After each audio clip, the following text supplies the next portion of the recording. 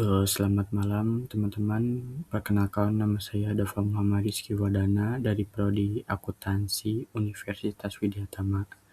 Dalam video ini saya akan membahas soal pengaruh aplikasi keuangan digital terhadap efisiensi dan pengelolaan keuangan pribadi.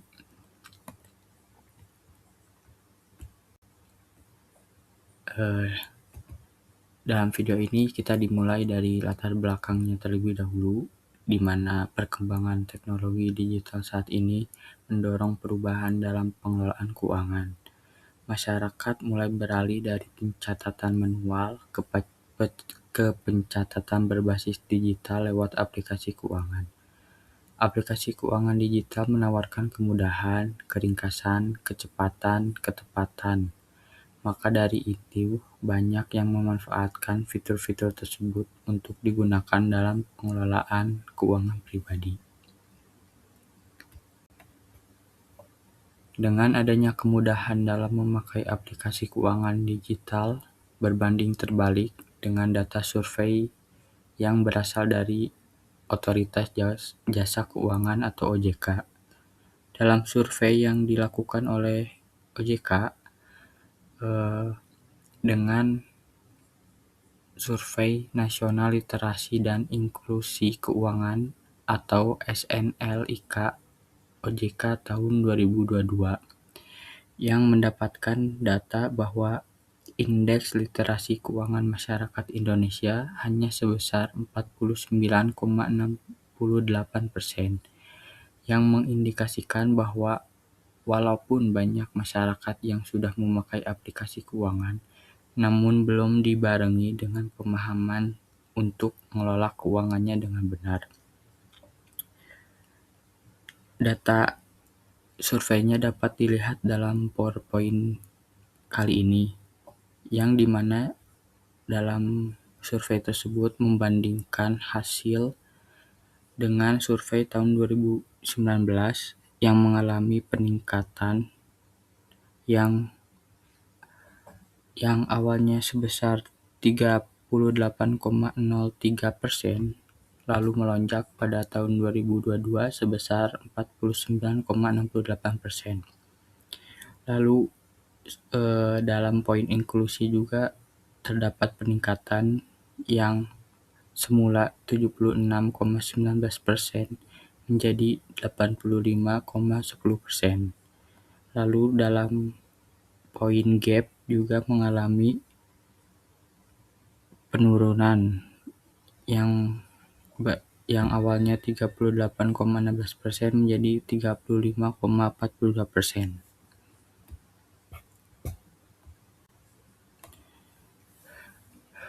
Dalam survei tersebut, kita dapat menyimpulkan bahwa apakah aplikasi keuangan digital ini benar-benar berdampak dalam pengelolaan keuangan menjadi lebih efisien, atau hanya sekedar menjadi alat pencatatan arus keuangan saja tanpa adanya dampak nyata yang ditimbulkan. Maka dari itu, tujuan dari penelitian dan video kali ini, yang pertama untuk mengetahui pengaruh penggunaan aplikasi keuangan digital terhadap keuangan pribadi. Yang kedua, untuk melihat seberapa besar aplikasi keuangan digital bisa membantu dalam mengelola pengendalian keuangan sehari-hari.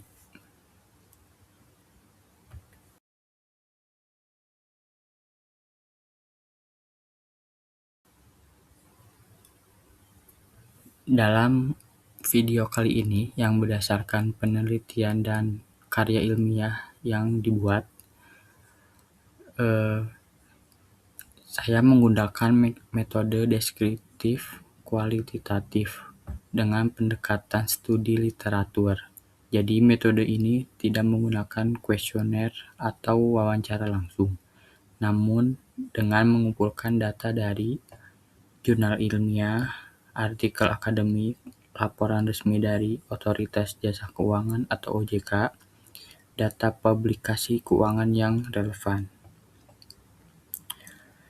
Sumber data literatur yang digunakan juga memenuhi syarat, yaitu terbit dalam 10 tahun terakhir, membahas aplikasi keuangan digital dan berasal dari sumber yang kredibel. Semua data yang digunakan kemudian dianalisis secara deskriptif untuk melihat dan memahami polanya, lalu merangkumnya dan mendapatkan kesimpulan isinya. Dalam bab pembahasan kali ini, kita mulai dari apa itu aplikasi dompet digital. Aplikasi dompet digital ialah sebuah fitur atau aplikasi yang memudahkan kita dalam menyimpan uang kita secara digital atau online yang bisa kita gunakan dalam aplikasi di handphone kita. Aplikasi keuangan digital ini sebenarnya luas dan juga banyak macamnya. Dari mulai dompet digital seperti GoPay, OVO, Dana, Jago, ShopeePay, dan lain sebagainya. Sampai aplikasi yang khusus untuk mengelola keuangan pribadi seperti Money Lover, Finansialku. Aplikasi-aplikasi tersebut memiliki berbagai macam fitur yang menopang kemudahan pemakainya seperti pencatatan transaksi, pengelompokan dana pengeluaran, pembuatan rencana dana anggaran, sampai laporan bagan atau grafik keuangan selama periode tertentu. Semua ini lahirnya dompet digital dan banyaknya orang yang sekarang memiliki dompet digital itu dimulai dari masa waktu pandemi COVID-19. Karena selama pandemi COVID-19 terjadi lonjakan penggunaan dompet digital yang naik sangat drastis. Hal ini didukung dengan riset yang menunjukkan lebih dari 70% responden aktif mengakui memakai dompet digital untuk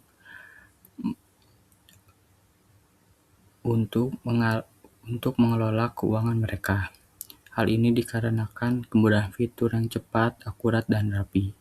Dan juga ketika masa pandemi COVID terjadi social distancing yang mengharuskan orang untuk tidak berinteraksi satu sama lain. Jadi meminimalisir kemungkinan penyebaran virus COVID-19.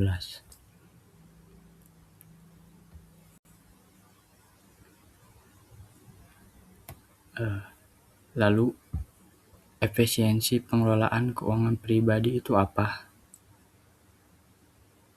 Efisiensi pengelolaan keuangan pribadi ialah suatu kemampuan seseorang dalam mengatur pemasukan dan pengeluaran secara rapi, terencana, terstruktur, agar tidak boros waktu maupun uang.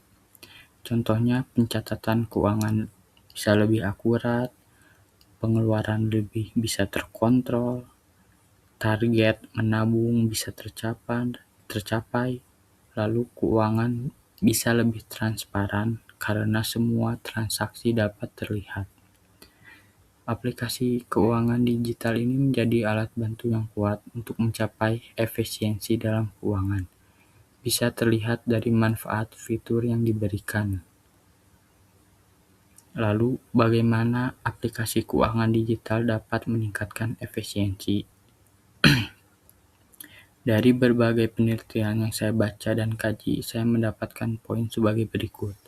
Yang pertama, pencatatan otomatis dan secara real-time, yang artinya semua transaksi langsung tercatat secara otomatis, yang bisa menghemat waktu dan minim kesalahan.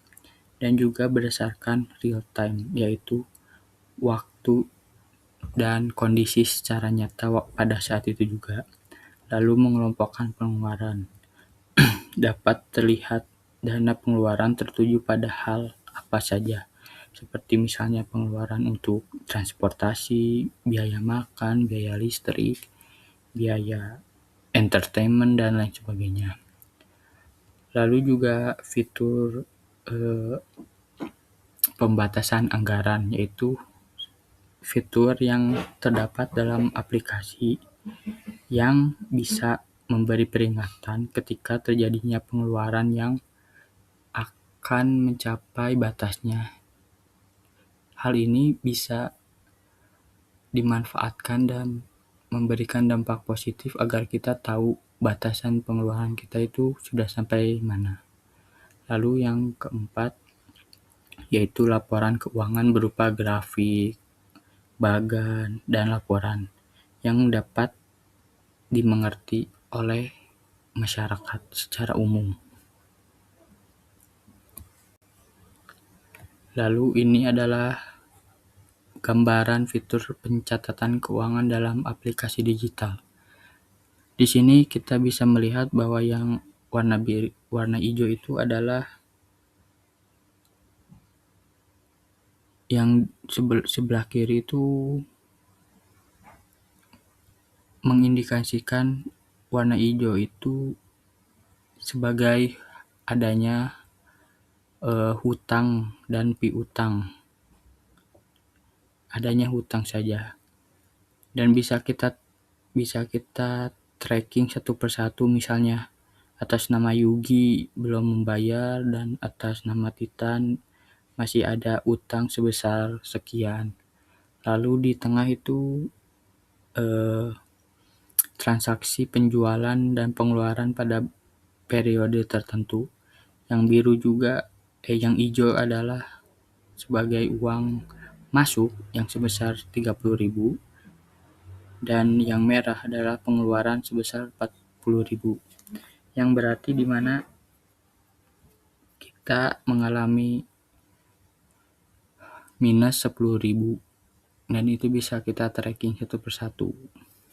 Lalu selanjutnya kita bisa melihat fitur pengelompokan pengeluaran dalam aplikasi keuangan digital.